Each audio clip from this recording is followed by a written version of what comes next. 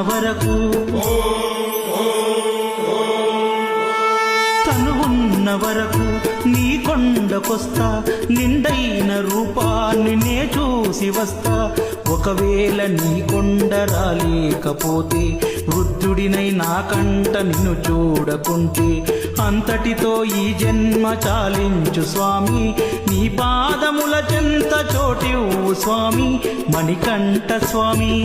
స్వామియే శరణమయ్యప్ప, స్వామియే శరణమయ్యప్ప, స్వామియే శరణమయ్యప్ప, స్వామియే శరణమయ్యప్ప.